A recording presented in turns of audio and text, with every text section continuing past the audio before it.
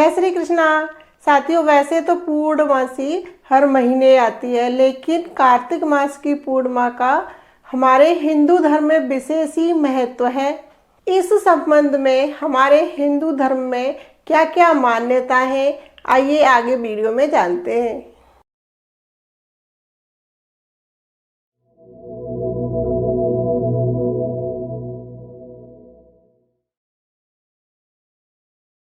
नमस्कार, मैं सीमा सिंह नानी की कहानी धोती की जुबानी में एक बार फिर से आपका स्वागत करती हूँ। साथियों, कार्तिक मास की पूर्णिमा के संदर्भ में 3 मान्यता है।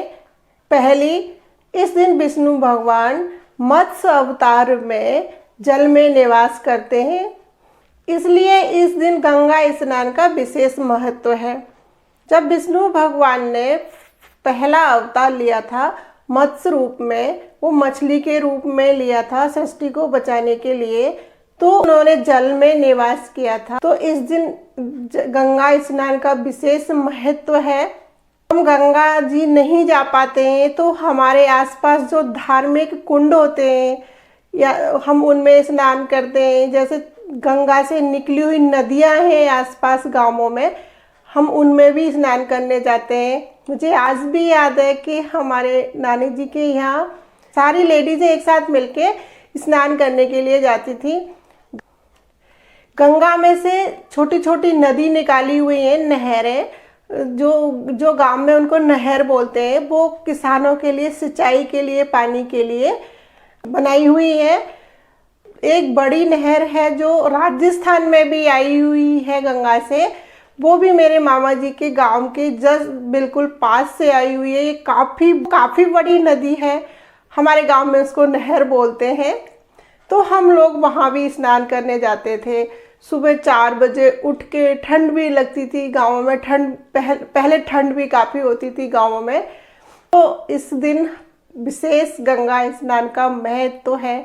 हम गंगा जी में नहीं जा सकते और हम आसपास भी नहीं जा सकते, तो इस दिन हमारे घर में गंगा जल है तो हम बाल्टी में थोड़ा सा गंगा जल डाल के स्नान करें तो भी हमें फल प्राप्त होता है।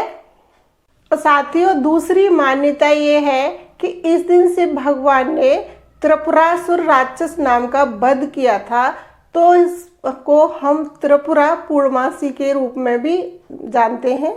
त्रिपुरासुर नाम का राक्षस था, वो पृथ्वी लोक पर और स्वर्ग लोक में उसने काफ़ी आतंक मचा रखा था।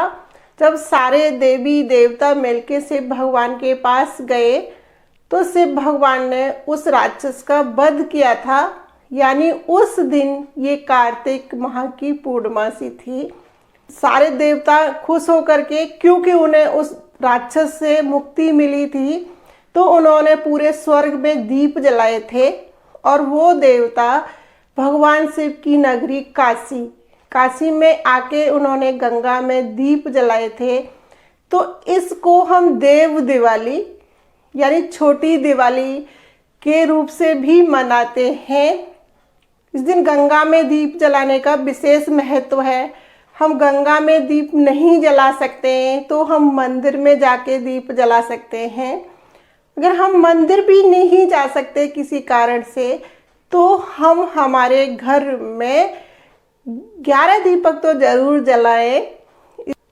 कहते हैं कि इस दिन सारे देवी देवता स्वर्ग से पृथ्वी पर आते हैं और वो भगवान शिव की काशी में भ्रमण करते हैं गंगा जी में और दीपदान करते हैं।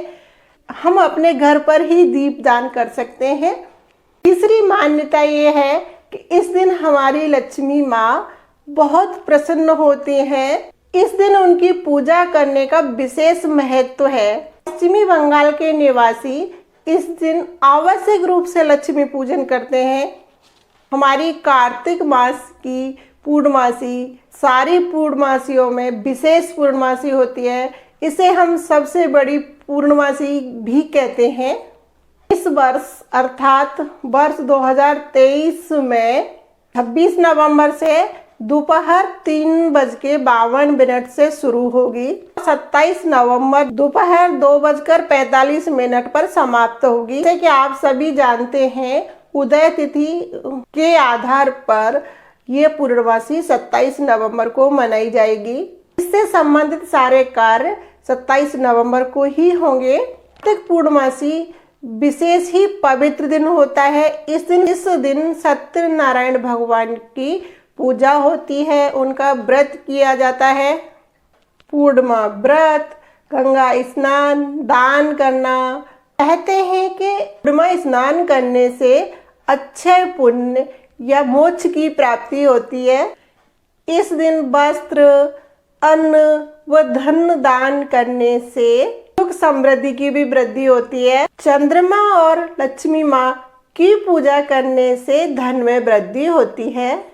तो चलिए इस पवित्र दिन को बहुत ही श्रद्धा और विश्वास के साथ मनाते हैं।